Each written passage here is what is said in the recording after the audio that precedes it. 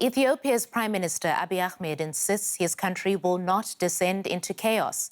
That's despite reports of heavy casualties in fighting between the military and regional forces in Ethiopia's Tigray region, that's in the north of the country, near the border to Eritrea.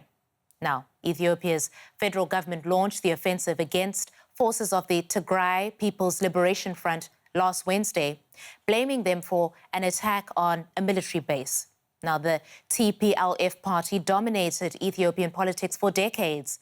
That was until Abiy Ahmed came into office in 2018. Since then, the Tigray leadership has claimed the federal government is unfairly targeting their ethnic group in corruption crackdowns. For his part, Abiy accuses the TPLF of attempting to destabilize the country. Intent on perpetuating a culture of impunity and restoring the undue privilege they enjoyed in the past. The TPLF old guards have continuously mounted both covert and overt attempts to undermine the people of Ethiopia and our new administration. Now, the Tigray leadership have promised to continue fighting until the federal government agrees to negotiate. But members of parliament in Addis Ababa say they do not recognize the TPLF as a legitimate administration and have voted to abolish the state government.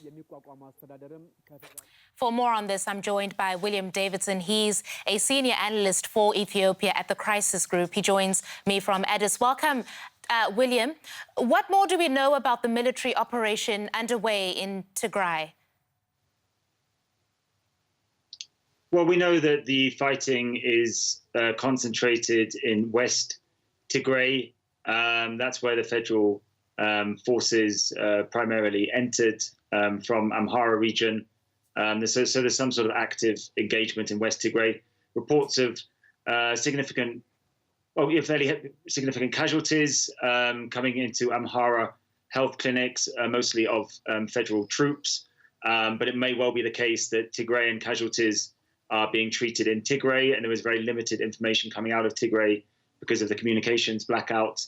Other than that, no reported recent new active engagements, but there were the airstrikes at military targets around Mekelle, the capital of Tigray, a couple of days ago. William, what's the feeling around whether or not regional leaders in Tigray have left Prime Minister Abiy Ahmed no choice but to send the military in? Well, that's obviously the view from the federal government and supporters of the military intervention. Very much the narrative is that Tigrayan forces attacked a military base and also in the west of Tigray and also around Mekelle, the regional capital. And they say that's just simply unacceptable. But I think the key point to understand here is that there is this communications blackout in Tigray. It's been very hard to verify information, and also there is a long political build-up to this conflict where there is possibility on both sides to have taken measures to avoid a path of conflict. That didn't occur. We ended up in a situation where the regional and federal governments called each other unlawful, and that's what led to the conflict. And how close does this conflict bring Ethiopia to a civil war?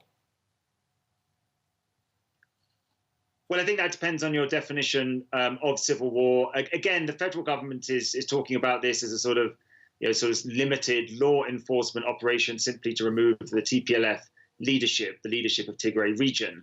But the problem, of course, is that regional leadership is in command of a powerful regional security apparatus. Elements of the federal military in Tigray seem to have sided with the Tigray government, or at least are not supporting the federal intervention. So that means that we actually have a very serious and potentially sustained clash. So it's not a full-blown civil war. It's certainly not crossing anything like the whole of Ethiopia, but it is a very serious clash between the federal government and what is a relatively well-armed regional government. And some people would obviously classify that as a civil war in and of itself. Right. And could this be resolved diplomatically? If so, what kind of compromises would need to be made?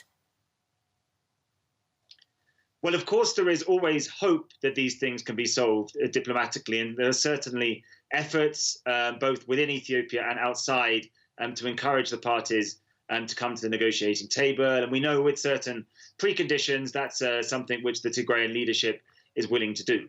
The problem is that these parties were formerly part of the same ruling coalition. And then since 2018, they have gradually grown into bitter opponents, ending up with this very stark constitutional debate over the legitimacy of Tigray running its own regional election. And now they have entered a conflict phase. So at the moment, there is none of the warring parties are really pursuing a negotiated solution. The first step, I think, to do so would be some sort of immediate unconditional ceasefire. Then the parties would have to agree that they are at least legitimate enough authorities to talk to each other. Because at the moment, they are simply treating each other as enemy combatants. So we need to get past that stage to get some sort of talks going. At the moment, it doesn't look likely, but who knows? If the conflict gets protracted, hopefully both sides will start looking more seriously at the prospects of dialogue, and the international community and the regional leaders can help put pressure on the parties to do that. All right, that's Crisis Group's William Davidson in Addis Ababa. Thank you, William.